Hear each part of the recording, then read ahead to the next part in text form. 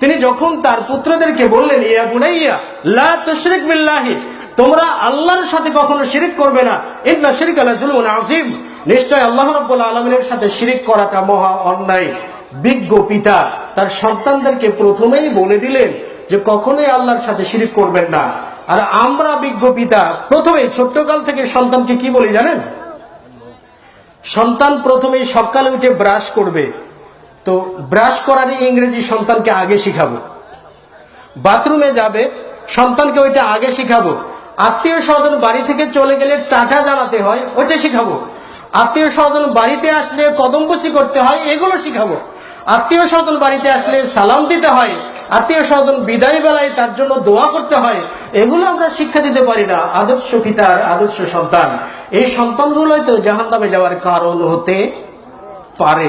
সেই জন্য আপনার সন্তানকে আদর্শবান গড়ার জন্য অবশ্যই বাল্যকালে সন্তানকে দ্বীনি শিক্ষা দিয়ে সন্তানকে শিক্ষিত করুন।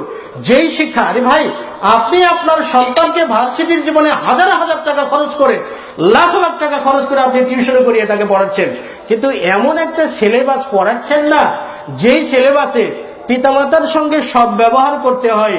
এমন কোন চ্যাপ্টার বা এমন কোন গল্প সে সারা জীবনে একটা গল্প শিখতে পারবে না। এমন একটা সিলেবাসের পেছনে আপনি কোটি কোটি লক্ষ লক্ষ টাকা আপনি খরচ করে ফেলছেন, আপনি নিজেই জানেন না। আর তাহলে আমার আপনার মতো বোকার কে আছে, নিজের স্বার্থটাও বুঝি না। সন্তান আমার সাথে ভালো ব্যবহার করতে হবে কিভাবে, এটাও শিক্ষা দেয় না, সেখানে এত টাকা খরচ করি। আবার কোরআন তেলাওয়াত শিক্ষা বা কোরআন শিক্ষার ক্ষেত্রে আমরা ততটাই অবহেলা করে থাকি দ্বীনি শিক্ষার প্রতি। তো আমি বলছিলাম ঈমানের পরীক্ষার সাবজেক্ট দুইটা। প্রথম সাবজেক্ট সন্তান সন্ততি। এই সন্তান সন্ততিকে আদর্শবান গড়ার জন্য আদর্শ মা প্রয়োজন এবং বাবা হিসাবে আদর্শ বাবা হওয়া প্রয়োজন। সন্তান যেদিন গর্ভে ধারণ করবে মা, সেই দিন থেকেই বাবাকে যাবতীয় অন্যায় অনাচার সবগুলো থেকে দূরে আসতে হবে। আমরা তো মনে করি, কারণ মামিন মাউলুদিন ইল্লা আলাল ফিতরাতি ফাআবাওয়াহু ইউহাফিদানিহি আও ইউনাসরানি, প্রত্যেকটা শিশু জন্মায় ইসলামের উপরে, ইসলাম মানতে পারবে এমন ধারণ ক্ষমতা নিয়ে প্রত্যেকটা শিশু জন্মায়। কিন্তু মা বাবা তাকে ইহুদি বানায়, মা বাবা তাকে নাসারা বানায়, মা বাবা তাকে অগ্নি পূজক বানায়। আল্লাহ রাসূল বললেন উপমা দিয়ে, কামা তানতিজুল বাহিমাতু বাহিমাতান জামা, যেমন একটা চার পাওয়া প্রাণী পূর্ণাঙ্গ একটা সন্তান জন্ম দিতে পারে, হাল তাহাসসুনা ফিহা মিন জাদাহা, সেখানে কি তোমরা দেখতে পাও সন্তানের কোনো বিকলাঙ্গ হয়? অর্থাৎ ভেড়াও সন্তান জন্ম দিতে পারে, কুকুরও সন্তান জন্ম দিতে পারে, ছাগলও সন্তান জন্ম দিতে পারে। তাহলে ছাগলও বাবা হতে পারে, ভেড়াও বাবা হতে পারে, মানে পূর্ণাঙ্গ সন্তান জন্ম দিতে পারে। আল্লাহ রাসূল বুঝাতে চাচ্ছেন, তাহলে যারা অবুঝ প্রাণী, ভেড়া, দুম্বা, এগুলো তো সন্তান জন্ম দেয়, এরাও তো বাবা হয়। তাহলে একটা পিতৃত্বের অহংকার যদি আমরা করে থাকি, তাহলে মানুষের চাইতে ছাগলের তো বেশি অহংকার করার কথা, কারণ ছাগলে একবারে 3টা বাচ্চা দিতে পারে, তাই না? কুকুর তো একবারে 6টা 7টা 8টা 10টা পর্যন্ত দিতে পারে। মানুষ কি একটার বেশি দিতে পারে? খুব জোর জুলুম না 2টে দেয়, সেটা হয়তো বা 1000-এ 1টা বা লাখে 1টা হতে পারে। তাহলে সন্তান জন্ম দিয়ে যদি গর্ববোধ করা যায় যে আমি ছেলে সন্তান জন্ম দিয়েছি, আমি একটা বাঘা পিতা, তাহলে আপনার চাইতে শতগুণে বাঘা পিতা কুকুর। মাল ফারকু বাইনাল কালবি ওয়াল ইনসান, মানুষ এবং কুকুরের মাঝে পার্থক্য কি? পার্থক্য হচ্ছে, কুকুর তার সন্তানকে আদর্শবান হিসেবে গড়াতে পারেন না, মানুষ তার সন্তানকে আদর্শবান হিসেবে গড়াতে পারেন, দ্বীন শিক্ষা দিতে পারেন।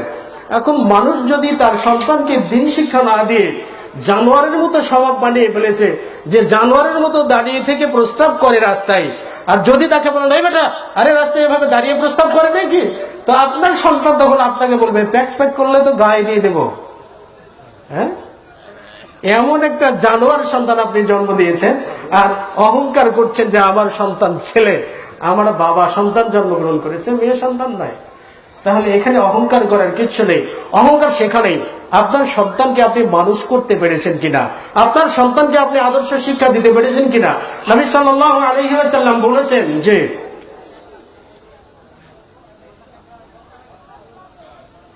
ইদা মাতাল ইনসানু ইনকাতা আনহু আমালুহু, যখন মানুষ মারা যায় তার 3টে আমল অবশিষ্ট থাকে। তার মধ্যে প্রথম আমল থাকে ইনকাতা আল ইনসানু, যখন মানুষ মারা যায় তখন ইনকাতা আনহু আমালুহু ইল্লা মিন সালাসাতিন, ইল্লা মিন সাদাকাতিন জারিয়া, প্রথমটি সাদকায়ে জারিয়া, আও ইলমিন ইনতাফাউ বিহি, অথবা এমন বিদ্যা যে বিদ্যার দ্বারা মানুষ উপকৃত হতে পারে, আও ওয়ালাদিন সালেহিন, অথবা নেক সন্তান, ইয়াদউ লাহু, যেটা মারা যাওয়ার পরে মা বাবার জন্য দোয়া করতে পারে। তাহলে মা বাবার জন্য সন্তান দোয়া করবেন। আপনি মারা গেছেন, আপনার সন্তান হুকা তামাক টানতে টানতে যে হুজুরকে যে বলবো, হুজুর আমার বাবার জন্য দোয়া করবেন, 500 টাকা দিলাম। তো মসজিদের ইমাম সাহেব কি করবেন? মসজিদে মুসল্লির জন্য দোয়া করে দেবেন যে অমুক তার বাবার জন্য টাকা দিয়েছে, আপনারা দোয়া করবেন। কিন্তু হুজুর তো চুরুট টানতে, ওই যে মোমবাতি টানতে টানতে চলে যাবেন। তো যেই সন্তান আপনার জন্য দোয়া করতে পারবেন না, ওই সন্তান আপনার সন্তান নয়। ওই সন্তান আপনার সন্তান হিসেবে যদি আপনি পরিচয় দেন, এই পরিচয়ের ভিত্তিতেও আপনাকে জাহান্নামে যাওয়া লিখতে পারে। সেই জন্য সন্তানকে আদর্শবান করুন। তাহলে প্রথম পরীক্ষা সন্তান সন্ততি, দ্বিতীয় পরীক্ষা সম্পদ। নবী সাল্লাল্লাহু আলাইহি